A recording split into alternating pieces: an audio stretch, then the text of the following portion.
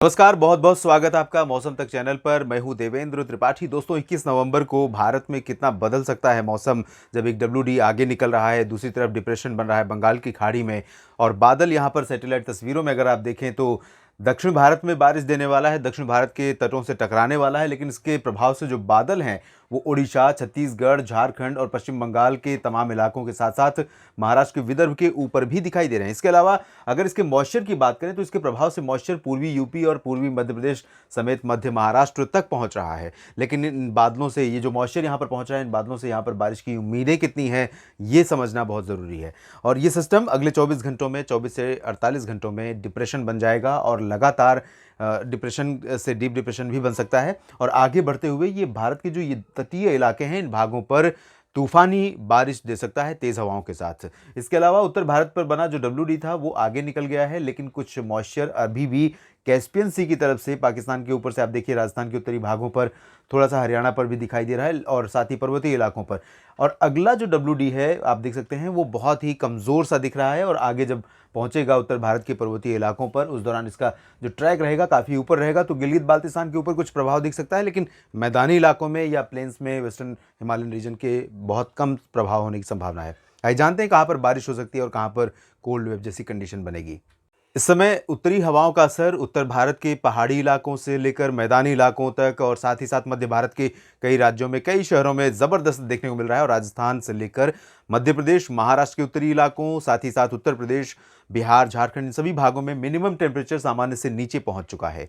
लेकिन पहले हम बात करते हैं कि दक्षिण भारत में बारिश का प्रभाव किन इलाकों तक देखने को मिलेगा। जब डिप्रेशन बनेगा और आगे बढ़ेगा तो यहाँ पर किस तरह की स्थितियाँ देखने को मिल सकती हैं, क्योंकि ये जो सिस्टम है, पहले ही मैंने कहा था कि इसका जो मूवमेंट है वो बहुत स्लो है। इस वजह से बहुत ज़्यादा इंटेंसीफाई भी नहीं हो पाएगा और बहुत ज़्यादा इम्पैक्ट भी ज़्यादातर इलाकों को नहीं देगा, धीरे धीरे असर दिखाई देगा इसका।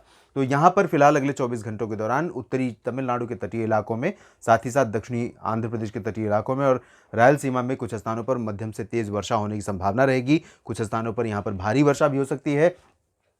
वैसे तो हल्की बारिश पूरे पूरे जो तटीय आंध्र प्रदेश के क्षेत्र हैं, इन भागों में देखने को मिलेगी, और साथ ही अनंतपुर समेत इंटीरियर पार्ट्स में जो आंध्र प्रदेश का रायलसीमा क्षेत्र है, इन भागों में भी कई जगहों पर हल्की से मध्यम वर्षा हो सकती है।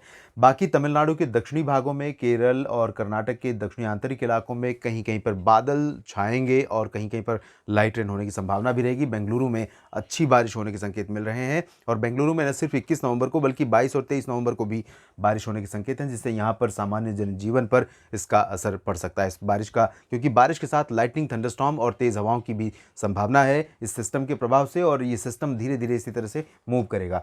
आंध्र प्रदेश के सटे जो तेलंगाना के क्षेत्र हैं, हैदराबाद और खम्मम, इन भागों पर भी इसके प्रभाव से बादल छाने और लाइट रेन होने की संभावनाएं दिखाई दे रही हैं, क्योंकि इसका जो प्रभाव है वो मध्य भारत के भी कुछ क्षेत्रों तक देखने को मिल रहा है। तो यहाँ दक्षिणी ओडिशा, कटक से लेकर जो दक्षिण के क्षेत्र हैं ओडिशा के, इन भागों में कहीं कहीं पर बादल रहेंगे। बादल तो ज़्यादातर जगहों पर ओडिशा में रहेंगे, लेकिन बारिश की संभावनाओं की अगर हम बात करें तो सिर्फ दक्षिणी क्षेत्रों में कहीं कहीं पर संभावना रहेगी, जो आंध्र प्रदेश से सटा हुआ रीजन है। इसके अलावा छत्तीसगढ़ में भी जो दुर्ग और दक्षिणी सुकमा दंतेवाड़ा का क्षेत्र है, ये वाला, यहाँ पर कुछ इलाकों में बादल रहेंगे और कहीं लाइट रेन हो सकती है।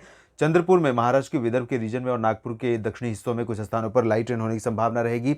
इसके अलावा नांदेड़ से लेकर पूरा जो महाराष्ट्र का दक्षिणी हिस्सा है, दक्षिणी मराठवाड़ा, दक्षिणी मध्य महाराष्ट्र, दक्षिणी कोंकण गोवा, गोवा और उत्तरी आंतरिक कर्नाटक, इन भागों पर भी बादल पहुंचने शुरू हो जाएंगे। लेकिन यहाँ पर बारिश की उम्मीदें फिलहाल महाराष्ट्र, गोवा और उत्तरी आंतरिक कर्नाटक में नहीं है। मध्य प्रदेश में इसके प्रभाव से थोड़े बहुत बादल यहाँ पर उमरिया और जबलपुर के बीच में, होशंगाबाद, छिंदवाड़ा, बैतूल, शहडोल और कटनी के बीच में कहीं कहीं पर बादल दिखाई दे सकते हैं, लेकिन बारिश की संभावना यहाँ पर नहीं है। हवाओं का बदलाव यहाँ पर देखने को मिलेगा सेंट्रल इंडिया में। सेंट्रल इंडिया में अगर मैं इस को लैटिट्यूड और लॉन्गिट्यूड के जरिए दिखाने का प्रयास करूं तो जो ये लाइन आप देख रहे हैं, ये 21 डिग्री उत्तरी अक्षांश की लाइन है, रेखा है, और इस रेखा के ऊपर के हिस्सों में उत्तरी दिशा की हवाएं चलेंगी और यहाँ पर तापमान में ज़बरदस्त गिरावट का जो सिलसिला बना हुआ है वो लगातार जारी रहेगा। जबकि इसके नीचे के जो हिस्से हैं, दक्षिणी छत्तीसगढ़, दक्षिणी उड़ीसा और दक्षिणी विदर्भ, मराठवाड़ा, मध्य महाराष्ट्र, कोंकण, गोवा, इन सभी भागों पर हवाओं का रुख बंगाल की खाड़ी वाला रहेगा। तो यहाँ पर बादल दिखाई देंगे और इसके ऊपर बादल नहीं रहेंगे, आसमान साफ रहेगा, धूप दिन में तेज रहेगी, और आसमान साफ होने के चलते, धूप तेज होने के चलते दिन में कंफर्टेबल वेदर रहेगा। कुछ इलाकों में, सौराष्ट्र में गर्मी और कच्छ में गर्मी रहेगी। इसके अलावा अगर हम महाराष्ट्र की, मध्य प्रदेश की बात करें तापमान के कॉन्टेक्स्ट में, तो यहाँ पर दोस्तों खजुराहो में आज 6 डिग्री सेल्सियस तापमान रिकॉर्ड किया गया मिनिमम, जो कि सामान्य से 7 डिग्री नीचे है। क्या आप कल्पना कर सकते हैं कि 7 डिग्री जितना तापमान होना चाहिए उसका आधा। ऐसे में यहाँ पर ये संकेत इस बात का है कि मध्य प्रदेश के जो पूर्वी ज़िले हैं, उत्तरी इलाकों के, इन भागों पर ज़बरदस्त सर्दी की शुरुआत हो चुकी है। रीवा, खजुराहो और आसपास के तमाम इलाकों में, साथ ही साथ ग्वालियर और गुना समेत तमाम शहरों में भी तापमान में बड़ी गिरावट देखने को मिली है।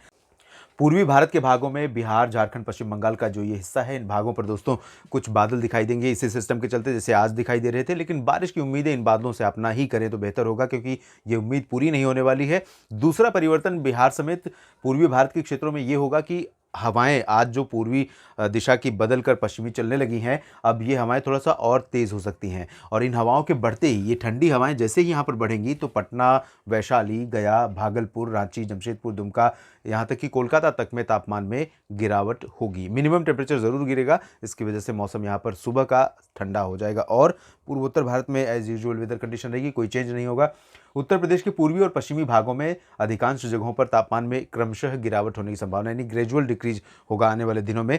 और ये गिरावट इसलिए होगी क्योंकि लगातार कंसिस्टेंटली वेस्टर्ली विंड्स यहाँ पर लगातार चलेंगी, पर्वतीय इलाकों की ठंडक लेकर यहाँ पहुँचेंगी, तो जाहिर है कि तापमान में गिरावट होने की संभावना रहेगी। वाराणसी, प्रयागराज, अयोध्या, लखनऊ, कानपुर और बरेली, शाहजहांपुर, मेरठ, मुरादाबाद, सहारनपुर से लेकर आगरा, अलीगढ़, मथुरा, झांसी के बीच में, झांसी और मेरठ इन दोनों शहरों में बहुत दूरी है इन दोनों ज़िलों में, लेकिन इसके बावजूद इन दोनों शहरों में तापमान में गिरावट होगी, क्योंकि पर्वतीय से इलाकों से आने वाली हवाओं का असर मेरठ में भी रहेगा, बुलंदशहर और गौतम बुद्ध में नगर में भी रहेगा, अलीगढ़, आगरा में भी रहेगा और झांसी पर भी रहेगा। तो यहाँ झांसी पर तापमान काफ़ी गिरेगा।